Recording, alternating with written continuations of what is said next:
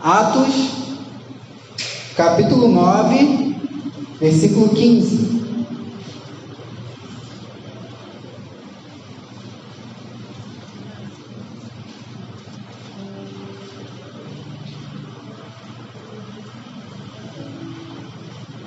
O intuito desta noite era o quê?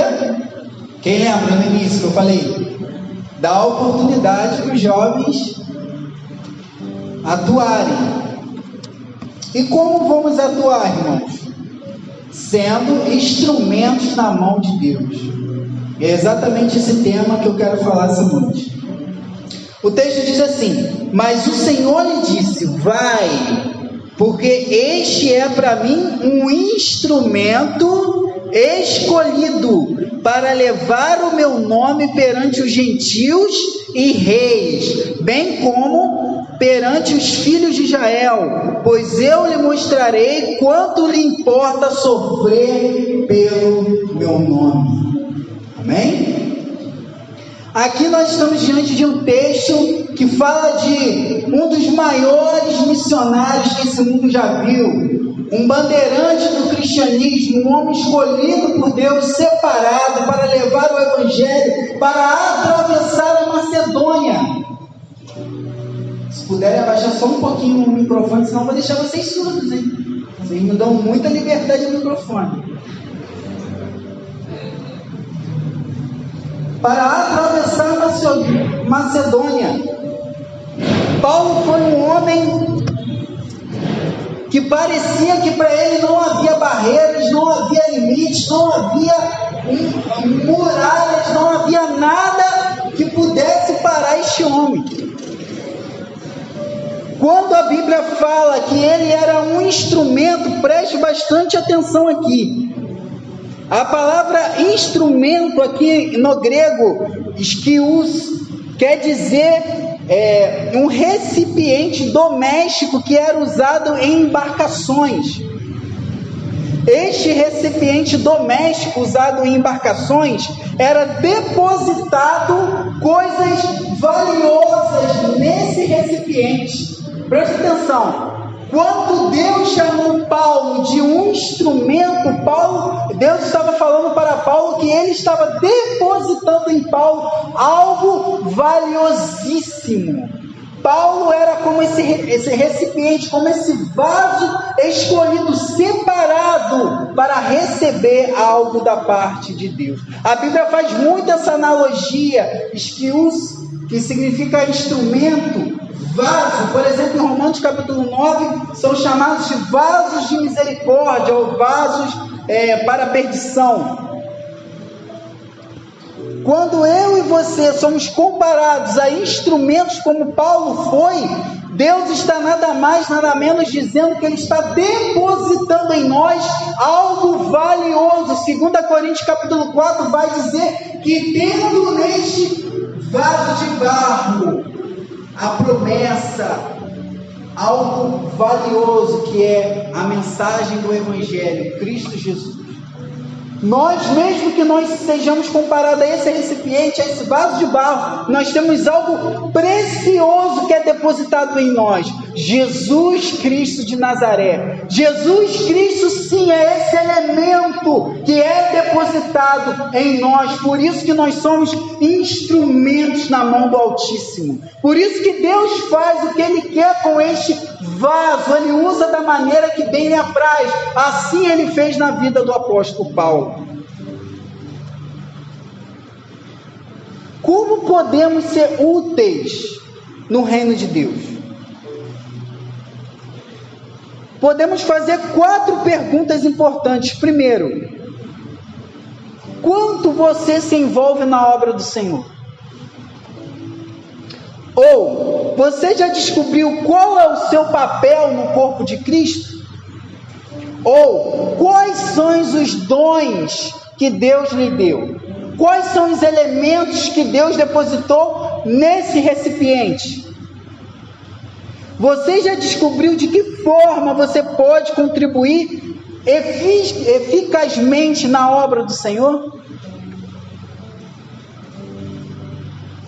Mas quem era Saulo? esse vaso, esse instrumento?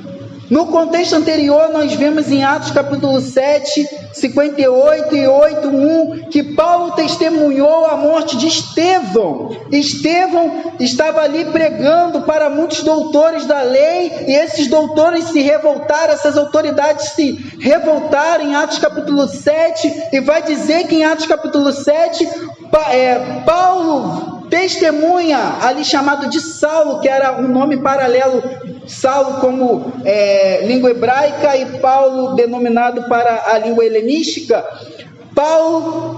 Então ali Saulo testemunhou a morte de Estevão. Paulo testemunhou quando Estevão viu os céus abertos e viu Jesus à destra de Deus Pai. Saulo viu tudo aquilo. Só que logo após a morte de Estevão, Paulo mesmo protagonizou uma forte perseguição contra a igreja, que foi dispersa de Jerusalém, a não ser os apóstolos naquela ocasião. Em Jerusalém, Saulo assolava a igreja, entrando pelas casas e arrastando homens e mulheres, e os encerrava em prisões. Capítulo 8:1. Ainda esse mesmo Saulo, respirando ameaças de morte contra os cristãos, foi enviado para Damasco a fim de levar muitos cristãos presos a Jerusalém. Porém, no caminho de Damasco, quando esse mesmo Paulo iria para pegar os cristãos aprisionados e levarem para Jerusalém, aconteceu algo maravilhoso na vida desse apóstolo Paulo, na vida desse até então Saulo. Jesus de Nazaré, o mesmo que ele presenciou Estevão dando a vida, o mesmo que ele presenciou em outras ocasiões, ele vê agora aparecendo em glória perante os seus olhos, e Paulo agora cai, porque o resplendor da glória de Deus, o resplendor da glória de Jesus o impacta de tal forma que Paulo agora se prostra caído.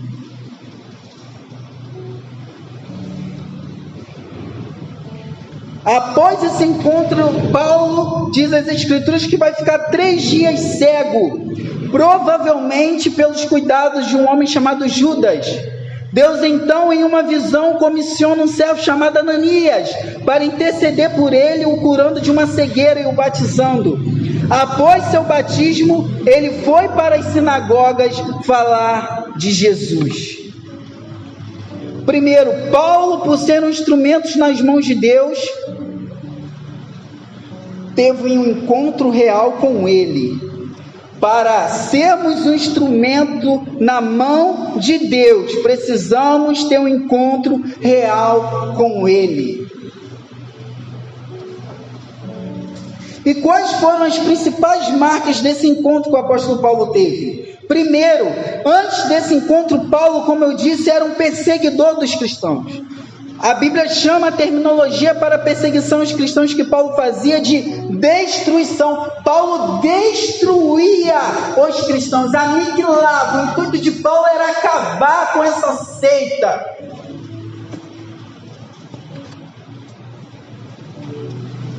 Jesus disse para ele: duro é recalcitrar contra os aguilhões. Os aguilhões a que Jesus se refere aqui eram espetos de ferro, de bronze ou até de prata, que o carroceiro picava o gado para ele puxar a carroça. E quando o gado era muito afoito ou muito rebelde, ele se debatia e esses aguilhões, essas pontas feriam o gado. O que Jesus está dizendo? Jesus está dizendo que Paulo, muitas vezes ele recalcitrou contra os aguilhões. Muitas vezes Jesus já tinha falado com ele. Ele era um fariseu. Os fariseus, em várias passagens do Evangelho, tiveram testemunho da pregação de Jesus. Provavelmente Paulo já tinha ouvido falar de Jesus, já tinha tido um encontro com Jesus de alguma forma, mas ele estava ali com coração rebelde, coração duro, endurecido, fechado para a palavra do Evangelho. Talvez você esteja aqui assim. com o coração fechado, recalcitrando contra os aguilhões do Evangelho, e você se debate, se joga para um lado, se joga para o outro, a mente se dispersa, o coração fica fechado, mas Jesus está falando ao seu coração, e o Evangelho te ofende, o Evangelho te fere, porque é assim que ele faz, ele te fere para depois te curar, ele te atinge para depois cicatrizar, ele faz isso para depois te curar.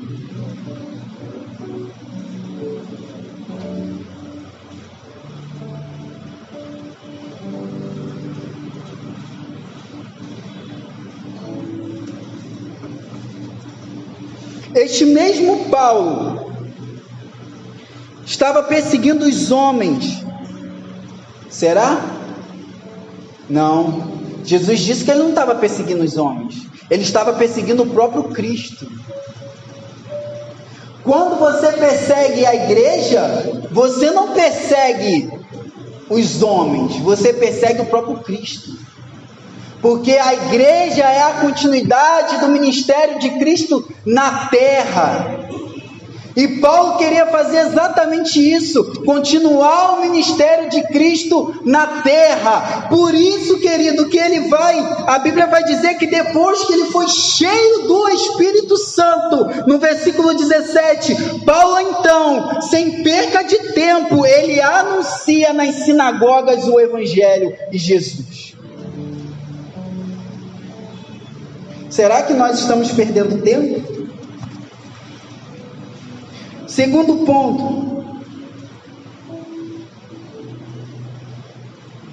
todo encontro real com Deus é acompanhado de uma verdadeira transformação que gera ações. Foi exatamente isso que o apóstolo Paulo fez. Paulo não perdeu tempo. Logo após o seu encontro com Ananias, ele comeu, descansou e em seguida foi para a sinagoga em Damasco falar sobre Jesus. Versículo 22. No fulgor da presença de Jesus em Paulo, era tão forte, tão poderosa, que ele não viu outra alternativa a não ser falado o amor de Cristo de maneira mais rápida e possível. Como que nós temos reagido diante do encontro com Deus? Paulo não perdeu tempo. Será que você está perdendo tempo? Se você teve um encontro com Jesus, qual é a sua reação? O que tem gerado em você? Um encontro com Deus não é simplesmente você virar um mero espectador, você vê Jesus apenas como uma visão cinematográfica, ou vê Jesus apenas como um objeto, como um amuleto, como uma espécie de algo que você pode domesticar, que a hora que você quiser brincar um pouquinho com ele, você pode, mas assim que você se diverte um pouco, se sente um pouco mais à vontade, você deixa ele.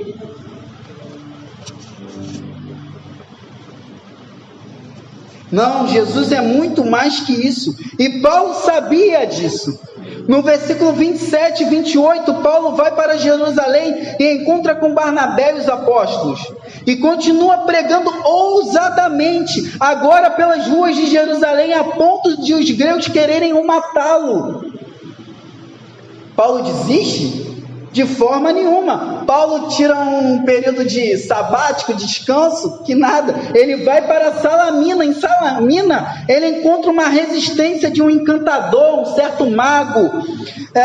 Mas Paulo, cheio do Espírito Santo, vendo aquela dificuldade, ele continua pregando e com uma atitude milagrosa executa uma maldição sobre aquele encantador. Aquele encantador chega a ficar cego. E nessa passagem vai dizer que por causa daquele milagre, o procônsul daquela cidade se rende a Jesus. Mas agora você pode perguntar: não, agora Paulo parou. Paulo agora parou, agora Paulo vai tirar um período de descanso. Paulo vai descansar um pouquinho. Não, ele não parou. Ele foi para Antioquia da Pisídia. Em Antioquia da Pisídia, Paulo fala como Deus escolheu um povo e levantou Jesus como Salvador de Israel. Paulo prega de uma forma tão impactante em Antioquia da Pisídia, que no sábado seguinte o povo invade a sinagoga para ouvir Paulo e Barnabé pregar. Não, mas agora Paulo foi num culto de domingo tendo passado isso, sabadão, Paulo foi no culto de domingo, agora durante a semana ele vive da maneira que ele quer. Agora ele não vai mais fazer mais nada. Não vai orar, já fez o que ele tinha que fazer. Não, ele foi para Icônio. Lá eles pregaram de tal modo que uma grande multidão se rendeu aos pés de Cristo. Em Icônio, Paulo não para, ele vai para Listra. Depois, em chegar a Listra, ele cura um coxo Jesus cura um coxo através de Paulo. E as multidões ficam tão atônicas, tão impactadas, que compara Paulo e Barnabé a deuses. Paulo pregou de uma forma tão poderosa, o Espírito Santo rasgou aquele lugar de uma forma tão poderosa, que a oratória de Paulo foi comparada a Mercúrio. Mercúrio era um deus que tinha como a sua maior característica a arte da oratória. Mas você pode se perguntar, mas eu não tenho a arte da oratória, eu não sou como Paulo, eu não sei falar, eu não sei pregar. Mas qual é o seu recurso no reino de Deus? O recurso de Paulo era a oratória, mas qual é o seu? Talvez seu recurso seja a internet. Você gasta tanto tempo no Instagram, no TikTok, no Kuai, no WhatsApp, no Facebook. Quem sabe essa não seja a ferramenta que Deus está colocando na sua vida como recurso para propagar o Evangelho? André, mas eu não sei falar. Não importa, escreve carta, vai, vira da moda antiga. Escreve bilhete, mensagem.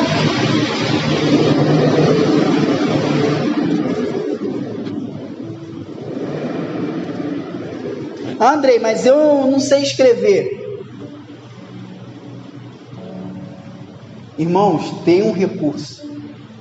Deus te deu um recurso. Deus te deu uma ferramenta. Deus depositou algo em você. Quem é você em Jesus? Quem Deus diz que você é?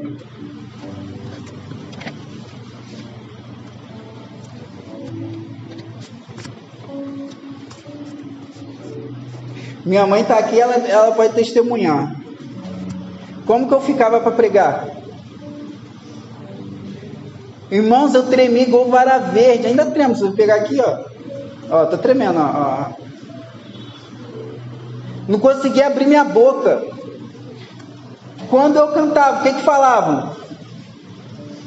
Até hoje eu não sei cantar. Mas era pior, bem pior. Bem pior mesmo. Irmãos, eu chorava quando era adolescente porque eu não conseguia cantar. Minha voz parecia que tinha um ovo na boca.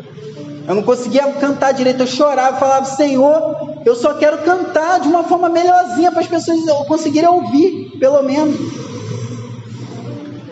Eu acho que já está pelo menos audível.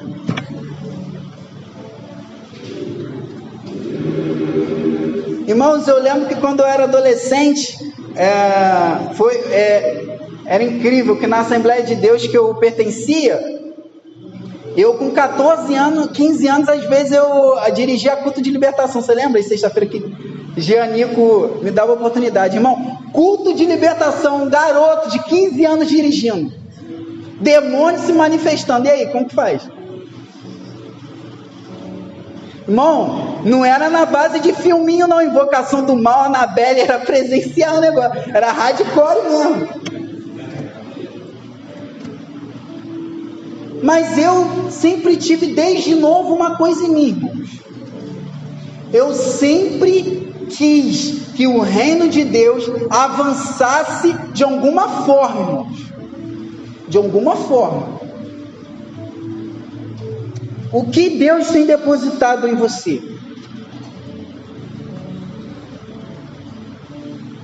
Paulo entendeu que o seu chamado não ficou...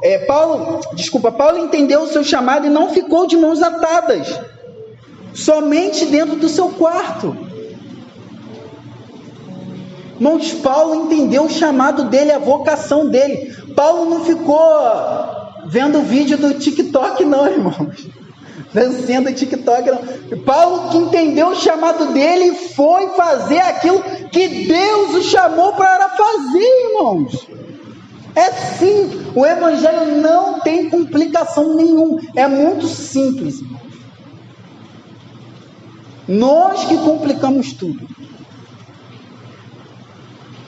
Esse mesmo homem passou a Macedônia, pregou em Filipos, em Tessalônica, em Bereia, foi levado para Atenas, fugido também lá, anunciou a obra de Deus, as boas novas para os sabichões, epicureus, estoicos. Paulo, esse mesmo Paulo aí, ó, que perseguia a igreja, ele também foi para Corinto, para Éfeso e por fim chegou em Roma. Aí em Roma ele foi preso. Agora não pode mais. Foi preso, não vai pregar mais. Agora conseguiram calar Paulo. Irmãos, que nada.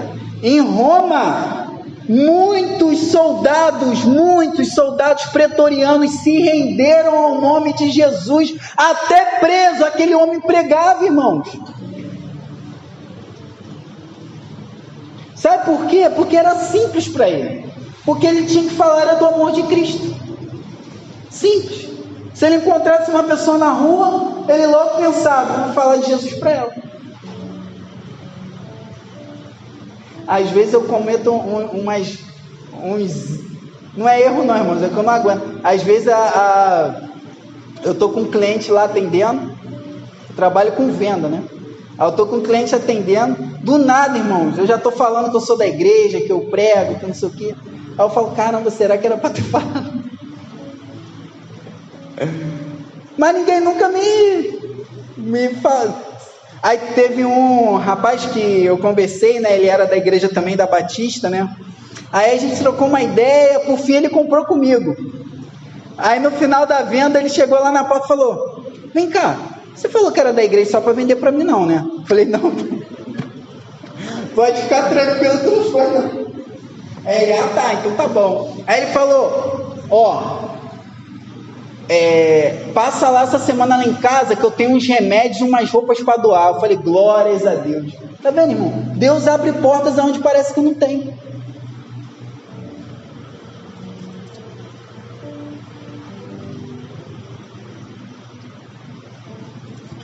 Quais foram as marcas dessa transformação na vida do apóstolo Paulo? Perseverança. Aquele que perseguia a igreja agora passa a ser perseguido. Aquele que matava agora é jurado de morte constantemente. Aquele que odiava os cristãos agora se rende de amores pelo rei deles. O apóstolo Paulo é uma figura muito interessante, porque ele vai contra todas as perspectivas humanas. Muitos olham para muitas pessoas e dizem, aquele não vai dar nada, aquele acabou, não, aquele é um assassino, aquele é um homem promíscuo, não tem salvação para ele. O apóstolo Paulo retrata, como ele mesmo diz que ele era o maior dos pecadores, retrata a figura do homem pecador, mas que mesmo assim Deus o ama, que Deus entra naquele coração e muda, transforma aquele coração de pedra no coração de carne. Talvez Deus venha fazer com você isso hoje. Talvez você esteja lá, se debatendo, Jesus está falando com você e você lá está tomando os aguilhões, mas fechadinho, aguentando ali a palavra, mas uma hora Jesus vai rasgar esse coração.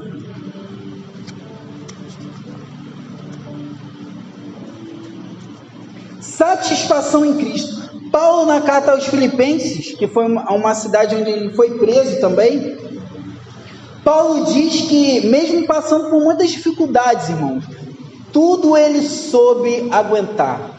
Ele sabia passar por todas as dificuldades, mesmo que passasse fome, não tivesse o que vestir ou comer, ou tivesse muita abundância. Todas as coisas ele podia em Jesus, porque todas as coisas nós podemos naquele que nos fortalece. Terceiro ponto, ao nos convocar, Deus também não nos deixa sem as armas necessárias para a guerra, para a batalha. Você acha que Deus vai te chamar e te deixar sem armas nenhuma? Você acha mesmo que Deus vai te convocar e não te dar os elementos necessários? Que Deus vai te chamar e não te dar as armas necessárias, não vai te dar os recursos necessários? Vocês viram como minha esposa falou bem hoje? Ela acha que eu não sabe falar não, mas ela falou bem. Viu? Raíssa, como foi usada? Deus sabe todas as coisas, irmãos. Às vezes nós que temos que nos colocar na brecha. E Ele nos dá recursos, Ele nos dá poder. Paulo foi cheio do Espírito Santo. Paulo foi revestido do alto de poder, capítulo 9, versículo 17, assim como diz em Atos 1:8, e sereis revestido de poder. Essa capacitação poderosa não está restrita a Paulo, mas ela foi prometida a todos nós.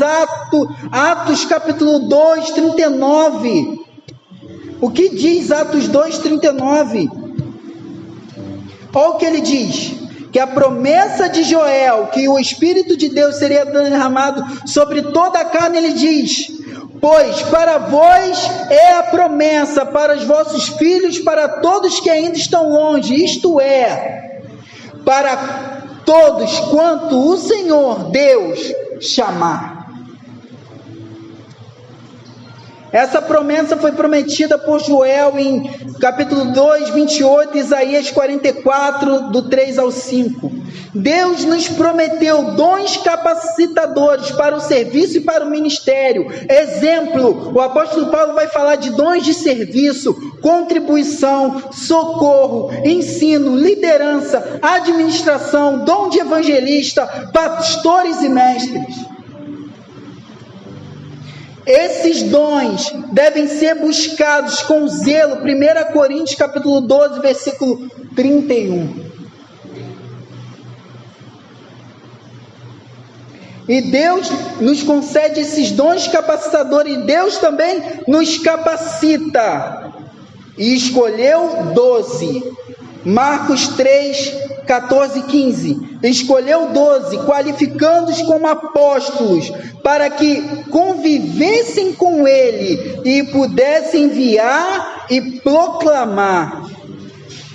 Interessante que Jesus, quando escolheu os 12, ele escolheu para os qualificar, para que convivesse com ele. Primeiro, quando Deus te chama, ele te chama para intimidade. Primeiro passo, Deus te chama para intimidade, assim como fez com os apóstolos. Primeiro você precisa conhecer a Ele, para depois ser enviado, e depois de ser enviado, proclamar o Evangelho.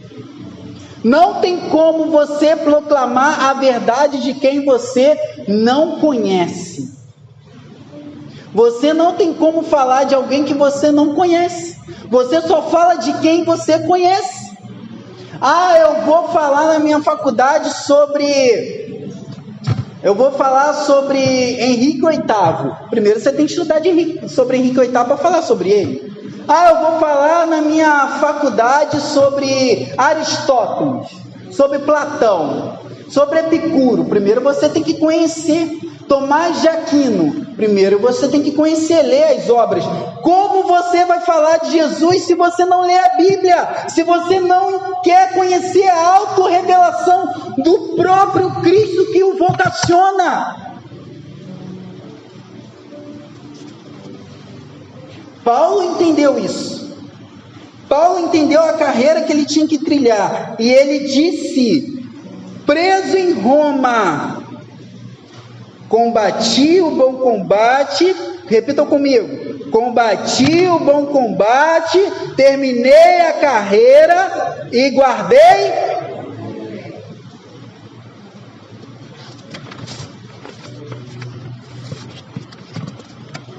Quantos aqui ainda não entenderam o seu papel com Jesus?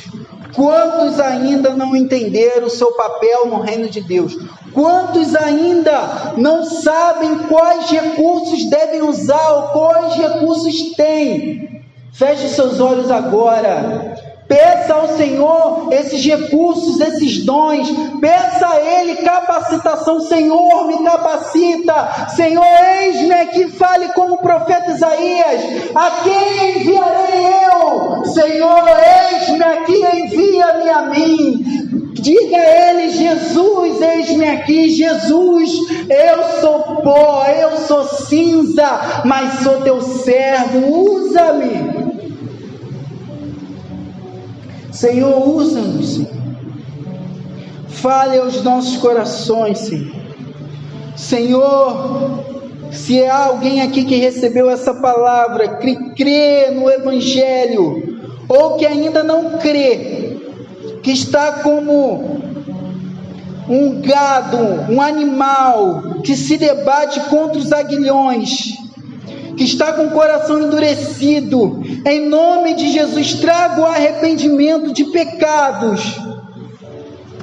Se há alguém aqui que não consegue desvencilhar dos pecados, da imoralidade sexual, que não consegue largar, ó Senhor, que não consegue largar, ó Pai, a pornografia, que não consegue largar, ó Pai, a fornicação, que não consegue largar, Senhor, a mentira, que não consegue largar, Senhor, o engano, que não consegue largar, Senhor, não consegue renunciar o seu próprio eu. Espírito Santo, em nome de Jesus, convença agora do pecado, da justiça e do juízo.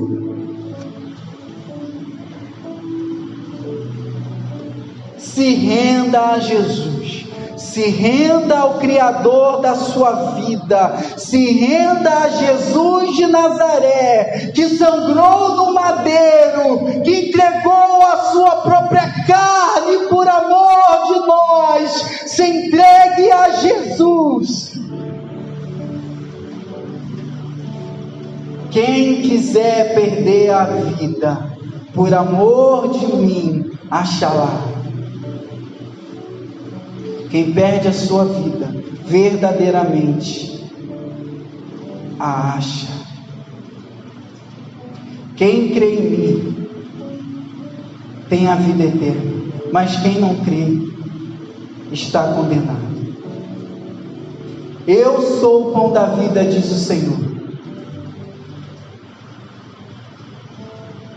Quem comer desse pão nunca mais terá fome. Quem beber dessa água nunca mais terá sede, terá vida eterna, em si brotará água como jorra de uma fonte para a vida eterna. Se renda a Jesus, entregue a sua vida a Ele, entenda os recursos que Ele tem depositado dentro de você, em nome de Jesus, em nome de Jesus. Em nome de Jesus.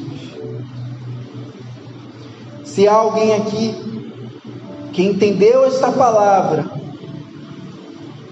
ore comigo. Senhor Jesus Cristo de Nazaré, eu me coloco, Senhor, no lugar que Tu queres, Senhor. Usa-me, Senhor, envia-me a mim, me capacita, Senhor. Me capacite, Senhor, na minha rua, no meu bairro, na minha vizinhança, no meu trabalho, na minha escola, quem sabe em outras nações, quem sabe é o Senhor.